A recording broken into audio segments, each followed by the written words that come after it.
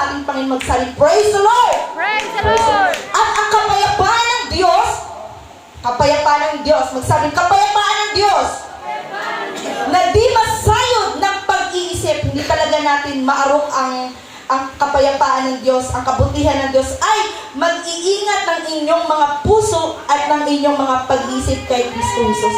Praise God! At ang tema po natin ngayong gabi ay the gift of peace. At bago po tayo magpatuloy sa salita ng ating Panginoon, hilingin ko po muna si Pastor Ton ang siyang mag-pray sa Word of God. Praise.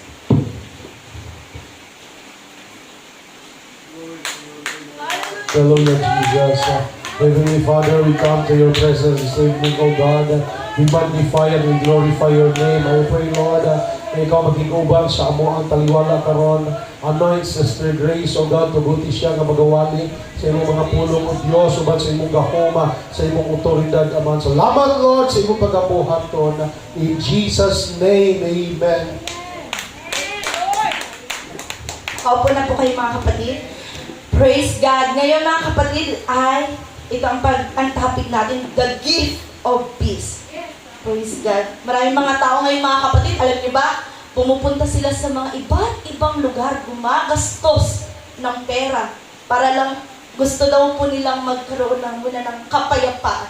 Pero nasaan po ba talaga ang totoong kapayapaan? Amen? Praise the Lord. The Hebrew Bible uses a familiar but a significant word, shalom. So sa Hebrew Bible, may ginagamit na term shalom.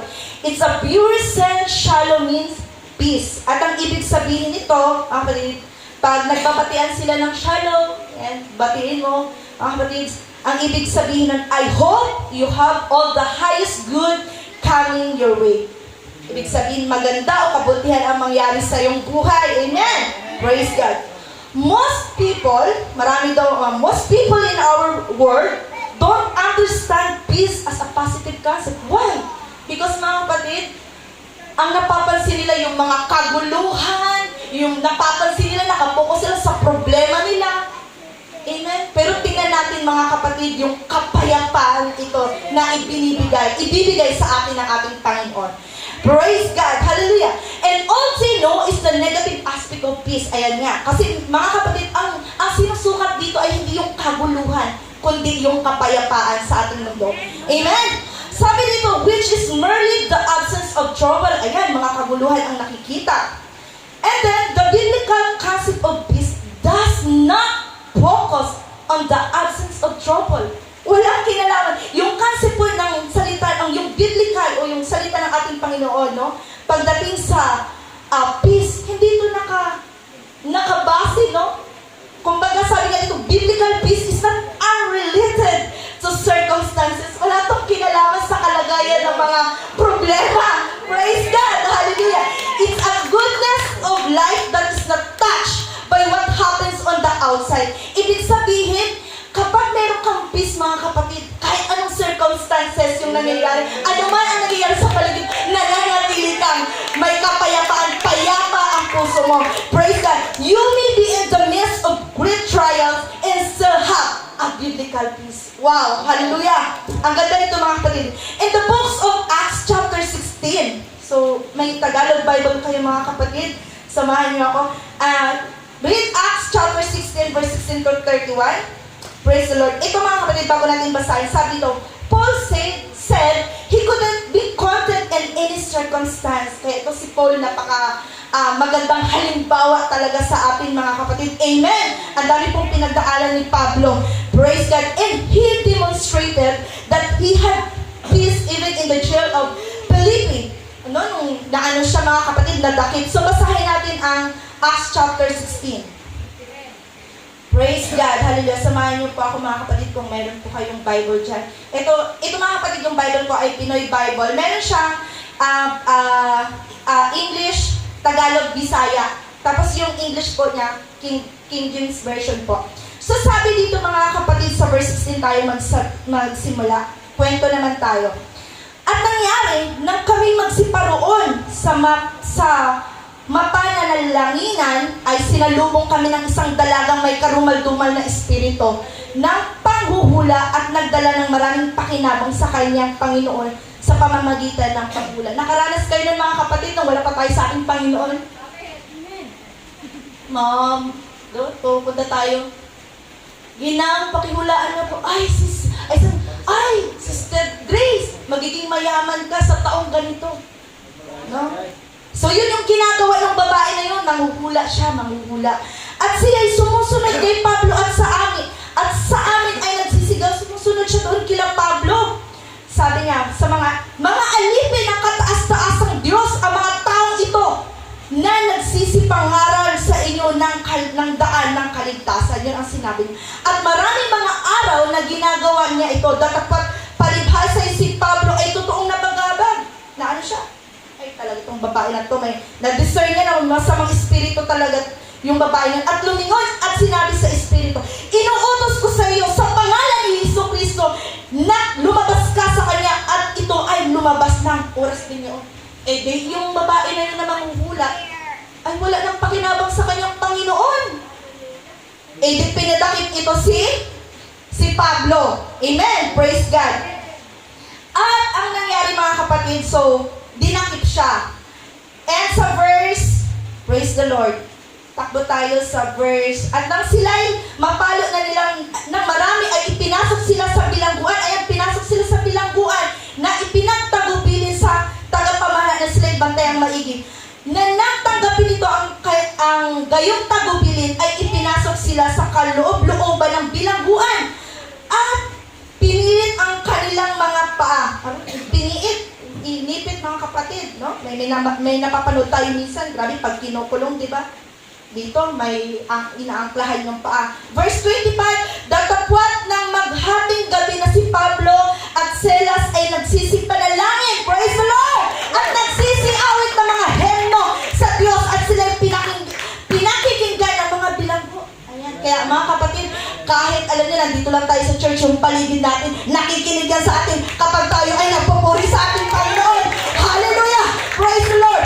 Verse 26, at kaginsay-ginsay na nagkaroon ng isang malakas na lindol na nangagsiuga, mga pagtibayan ng bahay bilangguan at ang pagdakay nangabuksan ang lahat ng mga pinto at nangaglakas ang mga gapos ng bawat isa. Hallelujah! Ang ganda mga kapatid. Pero ito ang punto dito. At ang mga tagapamahala palibhasa ay nagising sa pagkakatulog. Hallelujah! Kaya ang pagpupuri natin ay nakakagulising mga kapatid. Hallelujah! Sabi dito, bukas ang mga pinto ng bilangguan ay pinunod ang mga kanyang taba at magpapakamatay na. O diba yung guard doon magpapakamatay na mga kapatid.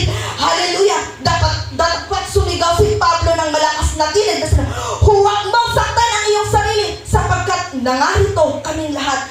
At siya'y humihingi ng mga ilaw at tumakbo sa loob at nanginginig sa takot at nagpakirapa sa harapan ni Pablo at Silas. At sila'y inilabas at sinabi, mga Ginoo, ano ang kinakailangan kong gawin upang maligtas? Hallelujah! At kanya sila, manampalataya ka sa Panginoong Jesus at maliligtas ka, ikaw ang iyong sambahayan. Praise God! Minsan dinadala tayo mga kapatid ng Panginoon sa mga circumstantial, praise the Lord. Pero mga kapatid, ang mga patotoo, siya ang magbibigay mga kapatid. Hallelujah! Ito yung magdadala. Minsan yung mga testimony natin mga kapatid, magliligtas yan sa ating kapwa. Praise the Lord. Madadala natin yan sa paglilingkod sa ating Panginoon. Praise the Lord. Kaya ito yung sinasabi, be calm lang tayo, mga Christian. Mga kapatid, pag may dumarating sa atin at ang mga nangyayari sa ating buhay ay magagamit natin maging patotoo kalakasan ng iyong mga kapatid. Kaya sabi ni James sa verse 1, chapter 1 verse 2, consider it all joy, my brethren, when you encounter various trials. Hallelujah! Magpuri pa rin tayo, magalak pa rin tayo mga kapatid. Hallelujah! Ano man yan? Stay calm lang mga kapatid. Hallelujah! Dahil ang kapayapaan ay nanggagaling sa ating Panginoon. Iba yung kapayapaan na galing sa ating Panginoon. Praise the Lord! Kaya sabi ng Panginoon sa John chapter 14 verse 27, peace I live with you. Hallelujah! Thank you, Jesus. My peace I give to you. Not as the world gives to do, I give to you. Let not your heart be troubled, nor let be fearful. Huwag magulumihan ang iyong puso. Huwag matakot ang iyong puso. Dahil ibinibigay ng Diyos ang kapayapaan niya sa ating lahat. Hallelujah! Praise the Lord! Praise the Lord!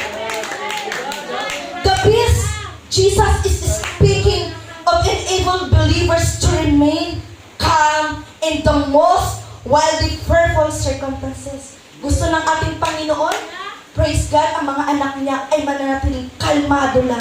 Kalmado lang. At dito tayo mga kapatid sa mundo, hindi mawawala ang problema. Amen. Ang mga trials, mga kapatid, hallelujah. Hindi yan matatapos, unlimited yan. Praise the Lord. Pero nandito tayo, nandito ang salita ng ating Panginoon na nagpapalakas sa atin. Kaya sabi, it enables them to hush a cry, is still alright. Rejoice in pain pa rin tayo in trial, and sing in the middle of suffering. Kaya nga, no, minsan nga, pag sinusubok tayo natin parang, mas doon pa tayo malakas magpuri sa ating Panginoon. Amen! Hallelujah! Praise the Lord! Sabi dito, the peace is never by circumstances, but instead affects them and even overrules them. Kaya dapat ang kapayapaan, yung peace, ang hallelujah, maghari sa ating mga puso. Praise the Lord! The source of peace, no? Basahin natin yung mga verses na to. Sabi dito sa Philippians chapter 4 verse 9, those things which you have not both learned and received and heard and seen in me, do, and the God of peace shall be with you. Ayan, mababasa natin sa Philippians chapter 4 verse 9, God of peace. And then, sa 1 Thessalonians 5:23, mga kapatid, nandito din, and the very God of peace sanctify you holy, and I pray God your spirit and soul and body be preserved blameless unto the coming of the Lord Jesus Christ. Praise God.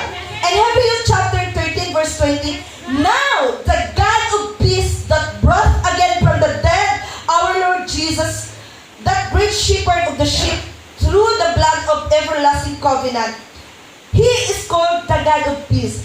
Jesus Christ is the God who gives peace. Amen? Siya yung nagbibigay ng kapayapaan. Jesus said, my peace I give to you. Ang ganda mga kapatid. Hallelujah. Praise the Lord. Ang ganda ng sinabi ng ating Panginoon. Notice, He says, my peace. Kapayapaan ni Kristo mga kapatid. Yung peace niya, yung binibigay niya sa atin. Hallelujah. Hallelujah. Praise the Lord. So ito naman mga kapatid. Sa story naman tayo ni Jesus. Hallelujah. Marami itong story mga kapatid. Sabi dito mga kapatid, bago natin basahin, si Jesus, He was so calm, so serene, so controlled, no? Ito yung mga time na ipapako na siya, nakatulan na siya mga kapatid, praise God. So, buksan natin yung John chapter 19, no? Story. Kwento na naman tayo mga kapatid. Praise the Lord, hallelujah. John chapter 19, verse 1 to 12. At nang magkagaling-ngay, tiningnan ni Pilato si Jesus at siya'y hinampas. Praise the Lord. At ang mga kawal ay nangagkama-kama ng isang putong na tinik. Ngayon yung mga kapatid yung ginawa sa ating Panginoon. At ipinutong sa kanyang ulo at siya'y sinuotan ng isang balabal na kulay ube. At sila'y nagsilapit sa kanya at nagsabi, magalang hari na mga Hudyo, at siya'y kanilang pinagsuntukanan. Hallelujah, praise God. Ito yung mga nangyari sa ating Panginoon. Verse 4, at si Pilato ay lumabas na muli at sa kanila'y sinabi, narito, siya'y inilabas ko sa iyo upang sa inyo'y matalastas na wala akong masumpungang anumang kasalanan. Kahit si Pilato mga kapatid, wala siyang masumpungan na kasalanan sa ating Panginoon. Dahil ang Panginoon lang ang walang kasalanan. Amen. Hallelujah. Walang nagawang kasalanan ng ating Panginoon dahil siya is the perfect God. Amen. Hallelujah. Verse 5, lumabas nga si Jesus na may putong ng tinig. Hallelujah. At sa balabal na kulay ube sa kanila sinasabi ni Pilato, narito ang tao. Verse 6, pagkakita nga sa kanya ng mga pangulong saserdote at ng mga punong kawal, sila'y nagsigawan na sinasabi, ipako siya sa krus. Hallelujah. Ipako siya sa krus. Sinabi sa kanila ni Pilato, kunin ninyo siya at ipako niyo siya sa krus sapagat ako'y walang masumpungang kasalanan, mga kapatid. Yun ang sabi ni Pilato. Verse 7, nagsisagot sa kanila ang mga Hudyo, kami mayroong isang kautusan at ayon sa kautusan yun ay nararapat siyang mamatay sapagkat siya ay nagpapanggap na anak ng Diyos. At nang marinig ito ni Pilato, mga kapatid, pagkarinig ni Pilato kanyang salita ito ay siya sinidlan ng takot. Ganun na lang yung takot niya, mga kapatid. At dahil doon, mga kapatid, nakita niya lang kasi yung Panginoon na kalma lang. Kalma lang yung ating Panginoon. Hallelujah. Hindi umiinig ang ating Panginoon. Hinayaan ng Panginoon kung ano yung gawin sa kanya, mga kapatid. Makapangyarihan ang ating Panginoon. Walang imposible sa kanya, mga kapatid. Kontrolado niya lahat. Pero bakit ginawa yun ng ating Panginoon? Amen? Sabi dito sa verse, sinabi nga sa kanya ni Pilato, sa akin ay hindi ka nagsasalita. Hindi nagsasalita ang ating Panginoon. Hindi mo ba nalalaman na may kapangyarihan sa iyo? May kapangyarihan sa iyo magpawala at may kapangyarihan sa iyo maipawak sa... Hindi mo ba alam? May kapangyarihan ako na iligtas ka. Sabi niya sa ating Panginoon. Galing yung sinabi niya. May kapangyarihan ako na palayain ka. Hallelujah. Praise God. Pero ang ating Panginoon ay nananatiling kalmado. At ito ang sagot ng ating Panginoon. Sumagot si Jesus sa kanya. Ano mang kapangyarihan na hindi ka magkakaroon laban sa akin. Malibang ito'y ibinigay sa iyo mula sa itaas. Kaya ang nagdala sa iyo sa akin ay may lalong malaking kasalanan. Dahil dito ay pinagsikapan ni Pilato na siya'y pakawalan. Ngunit mga Hudo ay nagsisigawan na nagsasabi, kung pakawalan mo ang taong ito ay hindi ka kaibigan ni Cesar. Ang bawat isang nagpapanggap na hari ay nagsasalita ng laban kay Cesar. Praise the Lord, nananatiling kalmado ang ating Panginoon, mga kapatid. Pwedeng gawin ng Panginoon lahat, mga kapatid, pero nananatili siyang kalmado dahil kung gagawin dahil nasa isip na ng Panginoon ang pagliligtas niya sa bawat isa sa atin. Halina, pwede naman takasan niya ng ating Panginoon, mga kapatid. Ngunit ang gusto niya tayong maligtas, mga kapatid, kaya ibinigay niya ang kanyang sarili. Hallelujah! Thank you, Jesus. Glory to your name. Nasa plano na ng Panginoon, mga kapatid. Hallelujah. Pwede naman na kahit hindi ipako sa krus, mga kapatid. Praise God, kasi Diyos siya. Pero mga kapatid, ginawa yun ng ating Panginoon. Ipinakita niya ang pagmamahal niya sa ating mga kapatid. Praise God. In fact, Christ is in throughout the New Testament as the dispenser of peace. Siya yung pinagkukuhaan ng kapayapaan, mga kapatid. In Acts chapter 10, verse 36, Peter says, "To word which he sent to the sons of Israel, preaching peace through Jesus Christ." And 2 Thessalonians chapter 3, verse 16 says, "Now may the Lord of himself continually grant you peace." Jesus Christ gave us His own personal peace. It has been tested, mga kapatid. Tinas ang ating Panginoon. No, kaya kung ibinigay ng Panginoon yung kapayapaan niya sa ating mga kapatid, tayo din, mga kapatid, hindi rin tayo makakaligtas. Pero ipinakita yun sa ating Panginoon bilang halimbawa. Ano ba ang mangyari, mga kapatid? Hallelujah, nananatili ang kapayapaan sa iyo ng Diyos. Praise the Lord. Nananatili ka nagtitiwala sa ating Panginoon. Praise the Lord. Sabi, it was His own shield and His own helmet that served Him in the battle. No? Kaya kahit anong ginagawa sa iyo, mga kapatid, no? Nananatili ka lang kalmado. Sige, kahit anong gawin nila sa iyo, mga kapatid. Kasi temporary lang tayo dito, mga kapatid. May buhay na walang hanggan na naghihintay sa atin, mga kapatid. At ang makasama natin ang Panginoon. Praise the Lord. So dito tayo, mga kapatid, the giver of peace. The Holy Spirit is the giver of this peace. Praise God. That's why we need the Holy Ghost, mga kapatid. And this peace is a gift. Kaya, mga kapatid, sa book of Galatians chapter 5, verse 22, but the fruit of the Spirit, nandun yung peace, mga kapatid, is love, joy, peace. Amen? Praise the Lord. That's why, kaya kailangan natin, mga kapatid, yung Holy Ghost kasi ito yung magiging bunga. Amen? Praise God. So, dito, mga kapatid, yung contrast of peace naman, the contrast of peace. No? Yung pagkakaiba, opposition or dissimilarity of the things that are compared. Yung pagkakaiba ng kapayapaan sa mundo at kapayapaan galing kay Kristo.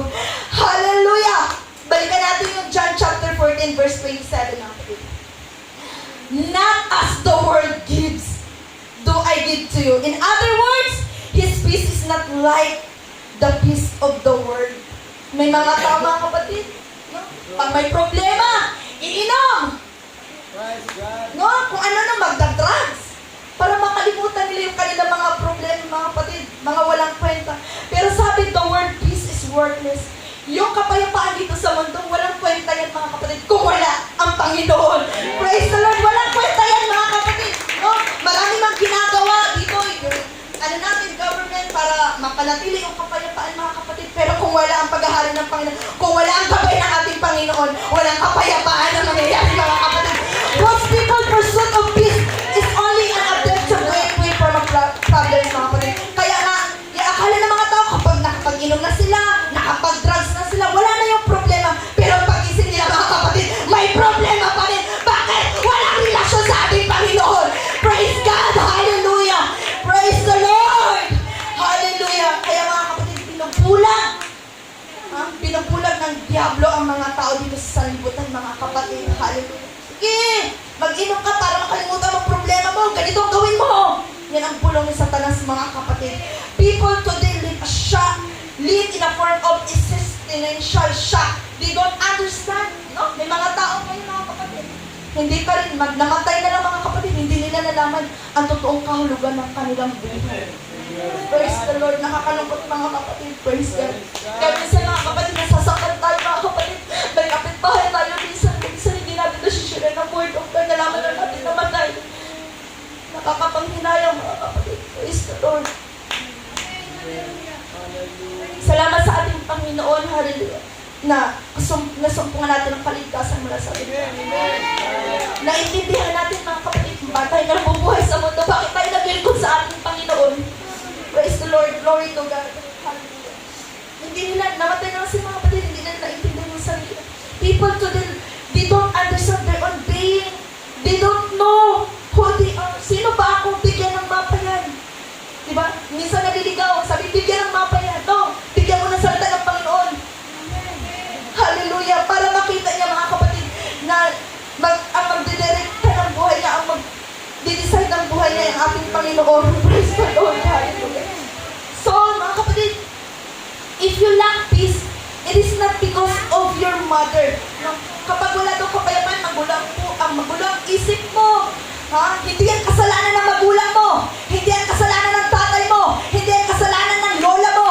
Hindi yan kasalanan ng church na pinagsisimbahan mo. Or may bad experience ka nung bata ka dahil wala ka nga naging relasyon sa ating Panginoon. Yun mga kapatid.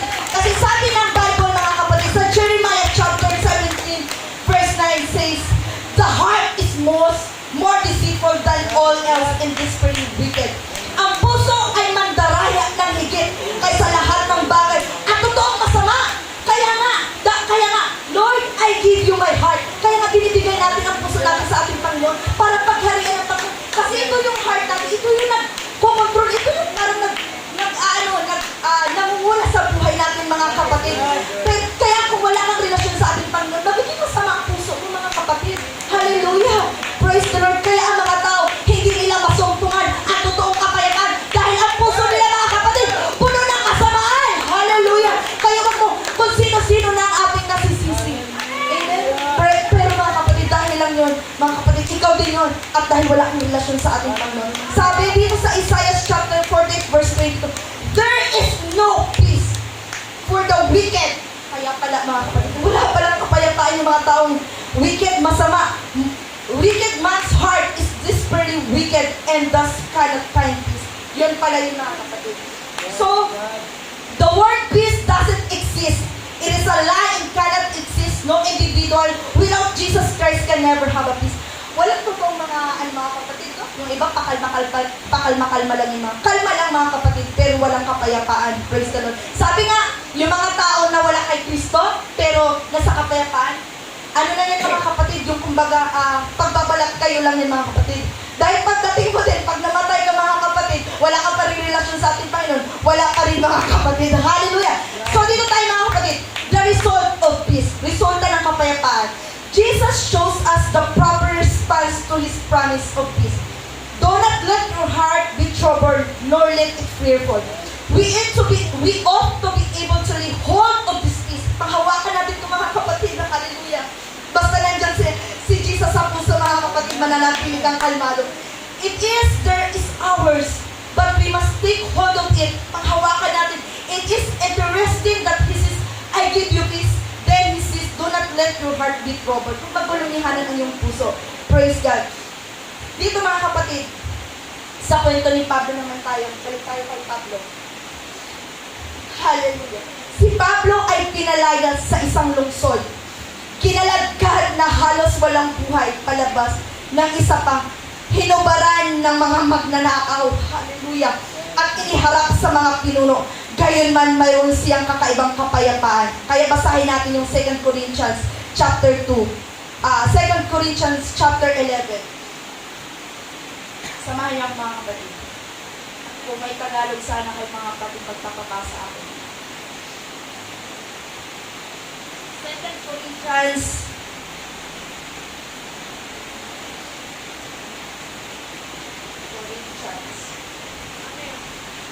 Praise the Lord. Hallelujah. 2 Corinthians chapter 11.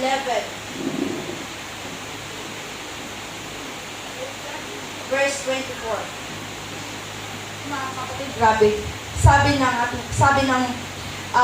ni Pablo, sa mga Hudyo ay makalimang tumanggap ako ng tiga-apat na palo, kulang ng isa. Verse 25. Minsan mga kapatid, lalo na yung mga nag-share tayo ng word of God. Yung mga pastor natin, may mga patotoo mga kapatid. Mga ginagawa sa kanila mga kapatid. Minsan, may mga lugar na pinagbabawal yung Bible. Pero nagpapatuloy pa rin sa pagbabahagi ng salita ng Diyos. Praise God. Ito si Pablo, napakamalaking halimbawa siya. Praise the Lord. Sabi verse 21, makaitlong ako'y hinampas na mga panghampas. Minsan ako'y binato. Makaitlong ako'y nabaghabag. Isang araw at isang gabi na ako'y nasa kalaliman ng dagat. Ganyan yung pagpupursige mga kapatid ni Pablo para lang maghayag ng mabuting balita. Hallelujah! Verse 26 mga kapatid, sa mga paglalakbay ay madalas, sa mga kapangaliban, sa mga ilog. No? Kaya tayo minsan mga kapatid, naghahayo tayo ng salita ng ating Panginoon. Maka-Bible study tayo. Wala tayong pakialam mga kapatid, kahit tumatawid tayo ng ilog. Amen! Kahit taputin ka ng ating damit, basta mahalaga, makarating sa kanila ang salita ng ating Panginoon. Marinig nila ang kaligtasan mga kapatid. Hallelujah! Hindi natin yung alintana. Praise God. No, sabi dito, sa mga tulisan, sa mga kapangaliban sa ating mga kababayan, ayan, minsan, sige, mag-ano ka pa dyan, mag-share ka pa ng word of God dyan, sige. Pikitilin ka namin, no, pagbabantaan ka pa mga kapatid. Sa mga kapangaliban na mga hintil, sa mga kapangaliban sa bayan, sa mga kapangaliban ng mga ilang, sa mga kapangaliban sa dagat, sa mga kapangaliban sa gitna ng mga bulaang kapatid. Ayan. Verse 27. Sa Tagalog, sa pagpapagal at sa pagdaramdam, sa mga pagpupuyat. Ayan. Kaya salamat tayo sa mga pastors natin mga kapatid, nagpupuyat para sa ating mga kapatid. Hallelujah, na ipanalangin tayo. Glory to God. Sa mga gutom at uhaw, ayan, kung isa nakakaranas ng mga gutom at uhaw mga kapatid. Praise God, makarating lang sa iyo ang salita ng ating Panginoon. Mga pag-aayuno. Ayan, kaya sila nag-aayuno mga kapatid para sa atin. Ipanalangin. May mga prayer request tayo mga kapatid. At madalas ginaw at kahubaran. Sa bukod sa mga bagay na yun, ay may umiinis sa akin araw-araw. Ayan, minsan may umiinis pa sa ating pastor. No? Pero hindi sinasabi ng ating pastor, naiinis ako sa iyo. Nararamdaman niya lang naiinis siya mga kapatid. Amen? Kasama din yun. Praise God. Sa akin araw-araw sa kabalisahan dahil sa mga lahat ng mga iglesia mga kapatid. So, dito naman mga kapatid sa 2 Corinthians chapter 4 verse 8 to chapter 4 verse 8 to 11. Maganda kasi ito mga kapatid yung kwento ni Pablo mga kapatid dahil praise God, gano'n na lang mga kapatid yung grabe yung pagtitiwala niya sa ating Panginoon. Hallelujah! Praise God, talagang ipinigay niya mga kapatid ang kanyang buhay sa paglilingkod sa ating Panginoon. Praise God! Sa verse 8 mga kapatid, sa mga kabila ay nagigipit kami. Gayon may hindi man naghihinagpis, nangatilihan, gayon may hindi mga wala ng pag-asa. Pinag-uusig, gayon may hindi pinapabayaan. Lagi natin kasama ang ating Panginoon. Inilulugmok, gayon may hindi nangagsisira. Laging saan may tinataglay sa katawan ang kamatayan ni Jesus. Hallelujah.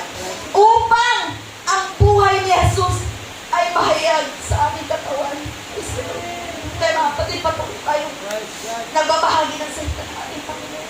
Upang hindi mawalang kabuluhan mga kapatid yung ginawa ng ating Panginoon sa Kalbaryo. Sapagkat kami na nabubuhay ay laging ibinibigay sa kamatayan dahil kay Jesus. Kung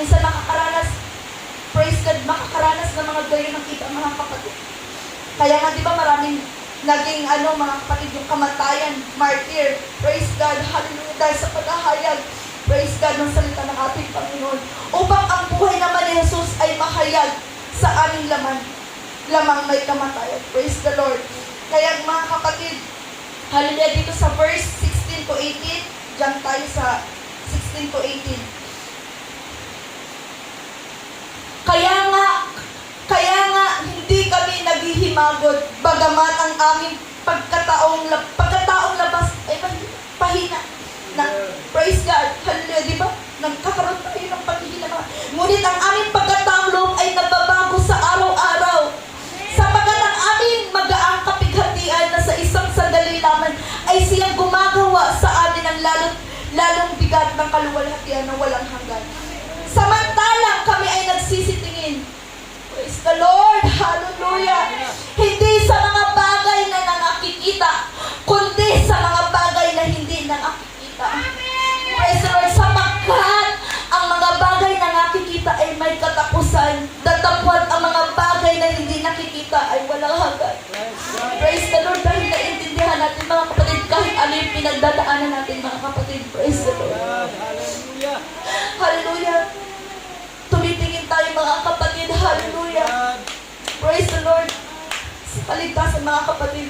Hallelujah. Mga bagay, sapagkat ang mga bagay na hindi nakakakita. Praise the Lord. Hallelujah. Dahil ang anumang bagay dito sa mundo ay temporary lang mga kapatid. Hallelujah. Kaya nga mga kapatid, kapag namatay ang isang tao, hindi yan rest in peace. Di mo alam kung totoong nasa kapayapaan siya, na mamahinga siya sa kapayapaan mga kapatid. Tayong mga Kristiyano, mga anak ng Diyos, pag namatay, rest in Christ. Hallelujah! Praise the Lord, dahil ang totoong kapayapaan ay sa ating Panginoon lamang. Hallelujah! Praise the Lord! Papurihan natin ang ating Panginoon. Praise God, praise God. Ay, hindi na tayo mga kapatid. Malapit ako magtapos. In other words, Paul didn't focus on his problem. Nakikita niyo si Pablo, kaya napakagandang halimbawa ni Pablo. Hindi siya nakapokus sa mga problema, but on the promises of God to sustain and ultimately glorify Him. Trouble comes and goes. Ano naman talaga, hindi ka naman mananatili mga kapatid sa problema. Iba, nakakalungkot mga kapatid, nagpapakamatay. Ito na ang katapusan. Nakakalungkot mga kapatid. Hindi yan natin ang problema. Mayroong solusyon sa lahat mga kapatid. Lalo na kung ikaw pa ay naglilingkod sa ating Panginoon. Praise the Lord! Paul understood that, and that's why in the midst of his trials, he could write to the Philippians, rejoice in the Lord always! Hallelujah! Again, I will say, rejoice! Hallelujah! Glory to your name, God! Perfect peace comes when our focus is off the problem. No, yung kapayapaan, dapat pala tayo mga Kristiyano, kapag may problema, para ka sa switch, naka-turn off, okay lang. Praise God. No? Off the trouble and constantly on Christ. Sabi dito sa Isaiah chapters 26 verse 3 sa Tagalog, iyong iingatan siya sa lubos, tayo mga kapatid, na kapayapaan, na ang pag-iisip ay sumasa iyo sa ating Panginoon sapagkat siya ay tumitiwala sa iyo. Kaya bibigyan ka ng ating Panginoon. Pag nagtitiwala tayo sa ating Panginoon, binibigyan ng Panginoon ng kapayapaan ang ating puso. At yun ang kanyang kapayapaan. Sabi dito mga kapatid, most people who lack peace simply have not taken the time to pursue it. May mga tao talaga, lack of peace sila mga kapatid kasi hindi nila pinupursue. God, peace comes to those with personal discipline. Kaya nga tayo mga umulan man bumagyo, nandito tayo sa ating, nagpupuri tayo sa ating Panginoon. Praise the Lord! Hallelujah! Kaya dapat mga kapatid, tuloy-tuloy tayo kahit ano man mga kapatid. Kasi doon natin, praise God, doon tayo lumalago sa pananampalataya sa ating Panginoon. Hallelujah! It is a condition of peace that we cease from life's activity and know Him. He commands, be still and know that I am God. Hallelujah! And to those whose minds are steadfastly fixed on Him, He gives the gift of peace. Sabi dito mga kapatid, at sa mga taong ang mga isip ay nakatuon sa Kanya, siya Siya ang nagbibigay kaloob ng kapayapaan. Hallelujah! Tumayo tayong lahat mga kapatid. Papurihan natin ang ating Panginoon na nagbibigay kapayapaan. Hallelujah! Praise the Lord! Glory to your name, God! Praise God! Binibigay ko na po ang pagkakataon sa ating pastor. Praise the Lord. Come on, worship the name of the Lord. The peace from the Lord. Tungod ni sa wala ang Espiritu nga naa sa atong kinasunuran.